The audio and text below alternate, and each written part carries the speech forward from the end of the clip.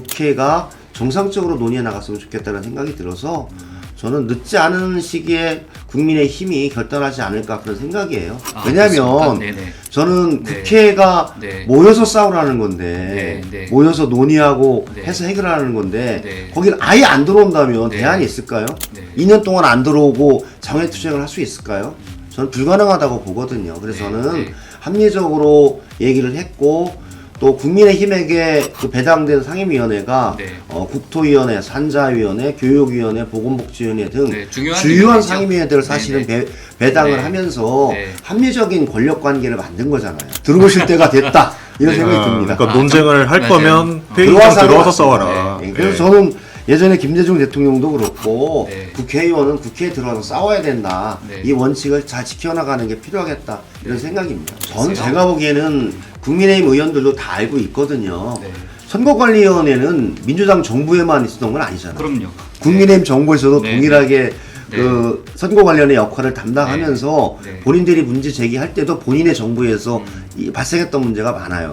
이런 구체적인 문제에 관해서 문제점을 지적하고 대안을 만들어 나가면서 하는 게 필요하지. 그걸 정치 공세로 만들어서 현재 논쟁을 네. 올림픽공원의 이런 논쟁들을 더 길게 가져가는 것은 나라의 미래를 위해서 전혀 좋지 않고 그것은 항상 그 책임의 절반은 국민의힘에 있을 거예요. 당원과 국민의 선택을 저희들이 존중하고 당과 정부가 성공할 수 있도록 같이 일을 만들어 나가는 게 저는 민주당의 전통이었다고 봐요. 지금 더불어민주당도 이재명 민주당 정부가 성공하고 또 민주당이 통합과 승리의 길로 가야지. 2028년에 국회의원들도 당선되고 이재명 정부 성공하고 또 정권 재창출도 하는 거 아닙니까?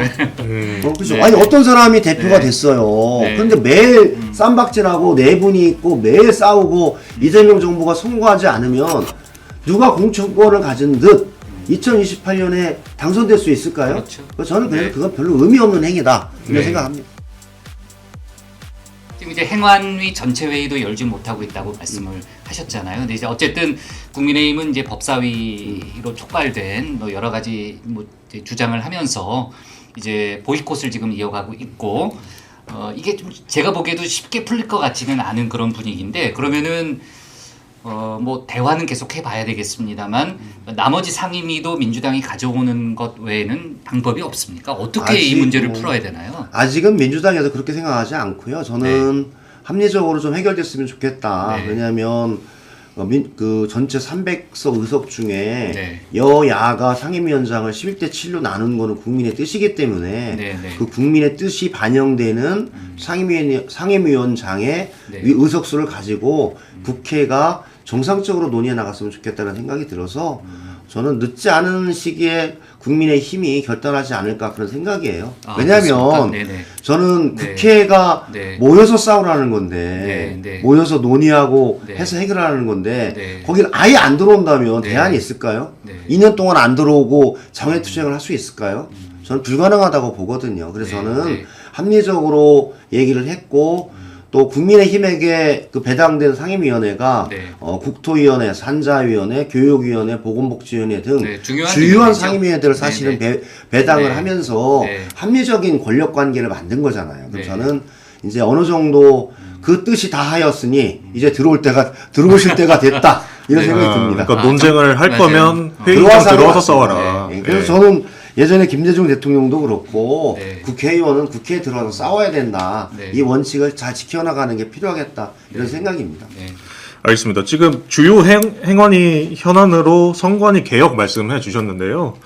뭐 지금은 국조특위에서 뭐 키를 잡고 있다고 해야 되나요? 그런 상황이긴 한데 평시에는 뭐 말씀하신 대로 선관위가 행안위 소관 기관이지 않습니까? 그래서 질문을 드리는데 이 그동안 행안위에서 뭐 국정감사 등이라든지 이런 수단을 통해서 뭐 정기적으로 선관위를 감독을 하고 잘못이 있으면 질타도 하고 했을 텐데 그럼에도 왜 그 선관위의 기강 회의라든지 뭐 무능 이런 것들이 바로 잡히지를 못했던 걸까요? 선관위가 사실은 헌법상 독립기관이거든요. 그렇죠. 오부라고 해서 네네. 한마디로 대통령, 국회의장, 헌법재판소장, 선거관리위원장 뭐 해서 독립된 헌법기관의 역할을 해와서 실제로 감사도 받지 않아요. 네. 감사원으로부터 회계검사는 받지만 직무감사는 받지 않거든요. 한마디로 독립된 헌법기관이라고 하는 그것을 우리가 보장해 줬던 거는 사실 3.15 부정선거 때 이승만식의 3.15 부정선거 때 선관위의 그런 선거 개입을 저희들이 막기 위해서 네. 독립된 기관으로 만들겠다. 네. 그렇게 출범을 했는데 실제로는 그 속에서 오는 견제와 균형, 감시와 감독 기능이 완전히 사라져 나가면서 완전히 무능하고 아무것도 견제받지 않는 조직으로 전락해 나가면서 과거의 선관위의 부정 채용이라든지 이런 문제들이 계속 누적되어 왔는데 네. 그 부분에서 전 국회도 좀 더 치밀하게 들여다보고 국정감사를 통해서 단호하게 좀 조치를 했어야 되는데 그런 부족한 측면이 있었던 것 같아요. 그러면서도 저는 선관위가 가지고 있는 법률적 지위 자체를 좀 바꿔줄 때가 됐다라고 봅니다. 한마디로 감사원의 감사도 제대로 받고 네. 또 네. 국회 관리 감독도 더 깊게 받고 그 조직 개편을 통해서 비상임으로 구성된 선관위원도 네. 실제로 업무를 담당하고 책임을 지는 네. 상임직 선관위원으로 임명을 해서 네. 책임과 권한을 분명히 해주는 방식으로 조직을 개편해내는 게 필요하다 그런 생각입니다. 지금 말씀해주신 건 좀 입법 차원인 것 같은데 네네. 좀 행언위의 어떤 그 평소 업무라고 해야 될까요? 그런 차원에서는 선관위를 어떻게 감독해 나가야 될까요? 뭐 지금까지는 좀 달라야 될까요? 현재는 국정감사를 할 때 아주 짧은 시간에 모든 부처를 모아서 국정감사를 진행을 했던데 제가 보기에 충분하게 시간을 갖고 선관위의 기능과 역할에 대해서도 국회 차원에서 그 국회에게 부여한 국정감사의 기능들을 활용하여 헌법 개정과 법률 개정 전이라도 저는 정확히 깊게 들여다보는 역할들을 행안위에서 할 예정입니다. 네. 지금 선관위 개혁에 관해서는 어떤 조직 개편이라든지 어떤 법률적 지위 이런 거 말씀해 주셨는데 지금 개헌이 없는 한은 지금 선관위란 조직 자체는 유지를 하면서 업무는 잘하게 이렇게 만들어야 되는 상황이잖아요. 그러니까 선관위 그렇습니다. 개혁을 조금 더 구체적으로는 어떻게 해야 될까요? 아까 말씀드렸듯이 지금은 선거관리위원회 위원들이 복수로 구성이 돼 있는데 비상임이잖아요. 한마디 노태학 네. 선거관리위원장도 대법관을 네. 하면서 네. 선거관리위원장을 겸임하는 형태죠. 그러다 보니까 비상임이에요. 필요할 때 회의만 가고 하기 때문에 실제로 네. 그 업무는 선관위의 사무처장과 상임위원이 다 처리하는 과정이에요. 한마디 의결은 선관위원이 하는데 그 의결에 따른 집행은 사무처장과 상임위원이 책임져서 진행하는 그런 구조잖아요. 이 네. 구조를 바꿀 필요가 있다. 조직 구성을 바꾸는 건 법률적 개정으로 가능하니까. 네. 두 번째는 사실은 투표용지 부족 사태였잖아요. 저는 송파구 선거관리위원회와 송파구청에서 파견된 공직자들이 유연성 있게 대응했다면 저는 투표용지 부족 사태는 네. 발생하지 않았다. 네. 왜냐하면 이번에 투표율이 높았던 거는 송파구만 높은 게 아니었잖아요. 그렇죠. 전국적인 네. 차원에서 투표율이 60% 넘었기 때문에 과거 지방선거는 대략 50에서 55% 정도 투표를 기록했단 말이에요. 그럼 다른 데는 어떻게 대응했어요? 그러니까 저는 송파구 선거관리위원회와 그 업무를 담당했던 사람들 간의 네트워킹이나 업무 유연성, 업무 지침이 대단히 부실했다라고 생각을 해요. 그래서 저는 그렇게 구체적으로 지금 선거 업무를 담당하고 있는 자치구의 선거관리위원회와 선거 실제 업무를 진행하고 있는 송파구의 구청의 공직자들 이런 분들이 어떻게 이 업무를 잘 하고 누가 책임을 질 것인지를 잘 업무 지침을 만들어서 규정에 따라서 하면 돼요. 한마디로 네. 오후 12시가 됐는데 남아있는 투표율이 40%고 현 추세로 보면 넘는다 하면 더 투표용지를 10% 이상 인쇄하자. 이렇게 착착착착 업무 지침을 가지고 선거관리위원회에 보고하고 선거관리의 의결을 통해서 인쇄해서 가져오면 되는 거잖아요.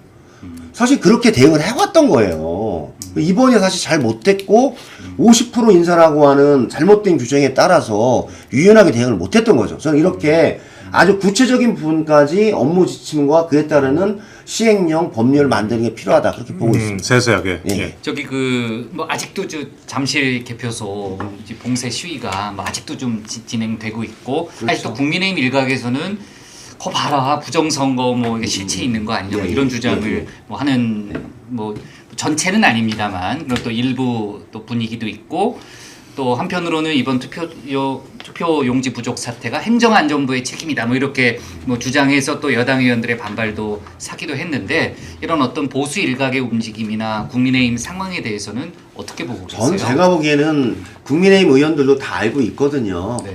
선거관리위원회는 민주당 정부에만 있었던 건 아니잖아요. 그럼요. 국민의힘 정부에서도 네. 동일하게 네. 그 선거 관련의 역할을 담당하면서 네. 네. 본인들이 문제 제기할 때도 본인의 정부에서 발생했던 문제가 많아요. 그러나 우리가 선거관리위원회는 중립적인 조직이기 때문에 여야가 개입하지 아니하고 네. 독립된 형태로 활동할 수 있게끔 해서 그거를 견강부에서 여당의 책임이다 이렇게 하는 것 자체는 저는 사실에도 맞지 않고 그런 그 허위 사실을 가지고 네. 이번 투표용지 부족 사태로 파생한 국민 기본권의 침해 사태를 해결하는 데 전혀 도움이 안 될 것 같아요. 저는 이 문제는 제도의 문제, 그다음에 선거관리위원회 네. 운영의 문제, 네. 그리고 선거관리위원회와 선거 사무를 담당하고 있는 각 자치단체의 이 업무 협조의 문제, 이런 구체적인 문제에 관해서 문제점을 지적하고 대안을 만들어 나가면서 하는 게 필요하지. 그걸 정치 공세로 만들어서 현재 논쟁을 네. 올림픽공원의 이런 논쟁들을 더 길게 가져가는 것은 나라의 미래를 위해서 전혀 좋지 않고 그것은 항상 그 책임의 절반은 국민의힘에 있을 거예요. 민주당 내에 뭐 계보라든지 뭐 적통인지 이런 걸 따지는 분들 때문에 이 갈등이 뿌리가 깊은 거다. 뭐 이런 주장도 있는데 뭐 그런 뭐 계보를 따진다든지 이런 분위기 자체가 뭐 지배적이진 않은 거죠. 그렇죠. 저는 이제 크게 보면 뭐 계보와 이런 거 아니지만 그래도 그 시기를 담당하고 책임지는 사람들이 있었잖아요. 그러니까 1980년대에서 2002년까지는 김대중 대통령을 중심으로 2002년부터 2022년까지는 노무현 문재인 대통령을 중심으로 2022년 이후는 이재명 대표와 이재명 대통령을 중심으로 같이 쭉 흘러왔던 역사 과정이 있어요. 네네. 그래서 저는 그게 자연스러운 과정이었고 당원과 국민들이 선택해준 과정이었기 때문에 당원과 국민의 선택을 저희들이 존중하고 잘 그 당과 정부가 성공할 수 있도록 같이 일을 만들어 나가는 게 저는 민주당의 전통이었다고 봐요. 지금 더불어민주당도 이재명 민주당 정부가 성공하고 또 민주당이 통합과 승리의 길로 가야지 2028년에 국회의원들도 당선되고 이재명 정부 성공하고 또 정권 재창출도 하는 거 아닙니까?